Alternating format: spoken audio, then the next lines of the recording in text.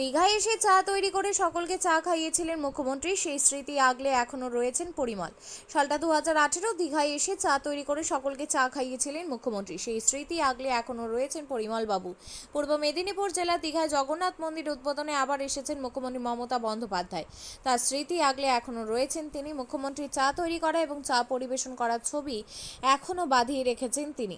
মুখ্যমন্ত্রী তার দোকানে আসার পর পুরোপুরিভাবে আমূল পরিবর্তন হয়ে গেছে তার চায়ের দোকান। সেই চায়ের দোকানে এখন প্রচুর পরিমাণে ক্রেতা আসেন। দোকানটি অনেকটাই পরিবর্তন হয়ে বড় হয়ে গেছে। দীঘায় জগন্নাথ মন্দির উদ্বোধনের সাথে সাথে আরও প্রচুর পরিমাণে ক্রেতা দোকানে আসবেন। সাথে সাথে দীঘার আর্থসামাজিক ব্যবস্থা আরও উন্নয়ন ঘটবে, এমনটাই আশা করছেন তিনি। চা বিক্রেতা পরিমল এখনও স্বপ্ন দেখেন মুখ্যমন্ত্রী মমতা বন্দ্যোপাধ্যায় আবারও আসবেন তার দোকানে। জগন্নাথ মন্দির দীঘাতে হওয়ার জন্য তিনি খুবই খুশি। দীঘায় যত পরিমাণে পর্যটক আসতেন আরও বেশি পরিমাণে আসবেন, এমনটাই তিনি আশা পোষণ করছেন। দাদা, আপনার নাম? আমার নাম পরিমল জানা। আপনার দোকানে মুখ্যমন্ত্রী এসেছিলেন, চা বানিয়ে খেয়েছিলেন, কবে সেই ঘটনা হয়েছে? এটা আপনার দিদি এসেছিলেন করোনার আগে, ঠিক। তারপরে উনি আসার পরে থেকে আমার দোকানে খুব ব্যবসাও ভালো হয়েছে এবং কাস্টমারও খুব বেড়েছে এবং মানে অনেক দূর দূরান্ত থেকে বাইরে যারা আসছে তারাও দোকানে ঢুকছে এবং দিদি বলছেন খুব ভালো একটা কাজ করেছেন দিদি, এটা যে গরিবদের পাশে আছেন বা জনগণের যে সেবা করছেন, এটা খুব আনন্দের বিষয়। আমাকে শুনে আমারও খুব গর্ববোধ করছে দিদি। আমাদের একটা বাংলার ঐতিহ্য, বাংলার যে মানে আমরা আমাদের খুব আনন্দের বিষয়। আমরা এটা খুব জগন্নাথ মন্দির হচ্ছে, আরো কতটা পর্যটক ভিড় হবে বা কতটা আপনারা দোকানদার হিসেবে উপকৃত হবেন? আর আমরা তো বিশাল উপকার হবো। তো দিদি হয়তো থাকুন না থাকুন, দিদি যে স্মৃতিটা রেখে দিয়ে গেলেন দীঘায়, মানে সারা জীবন দীঘাবাসী কেন পুরো সারা বিশ্বের লোকেরা মনে রাখবে যে দিদি একটা নিদর্শন করে দিয়ে গেলেন। মানে আমাদের যে ব্যবসা আসলে আরও বেড়ে যাবে। মানে যারা সবাই যে গরিব লোকগুলো খুব করে খেতে পারবে, যে গরিবের জন্য দিদি এটা চিন্তা করেছেন, খুব আনন্দের বিষয়। এটা খুব ভালো জিনিস। কোনো অন্য কেউ এতদিন যা এটা চিন্তা করেন, উনি যারা করেছেন।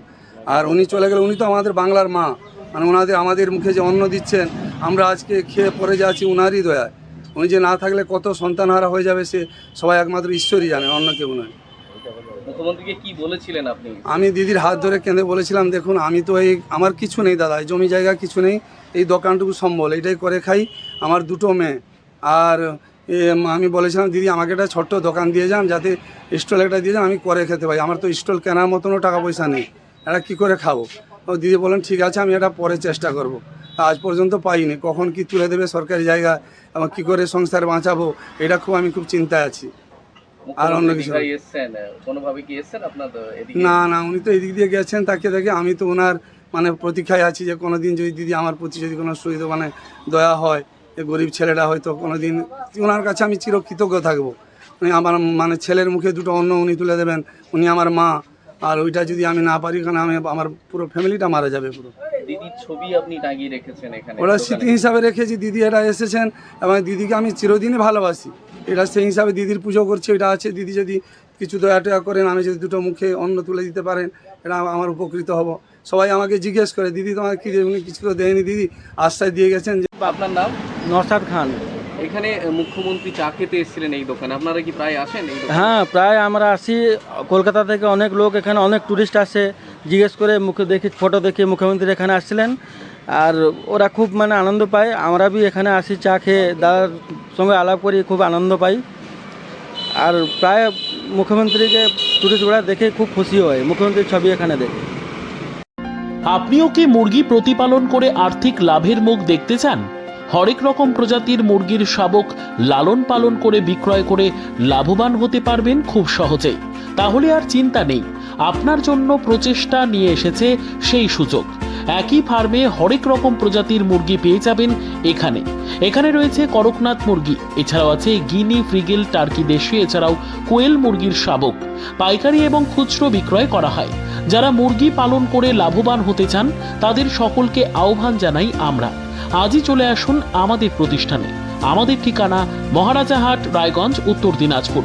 মোবাইল নম্বর 8250428960, 8145717292, 9907063902।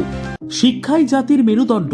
ছোট ছোট শিশুদের প্রাথমিক শিক্ষা পরিপূর্ণ না হলে আগামীতে সেই শিশুরা সঠিক পথে চলতে গিয়ে হোঁচট খায়।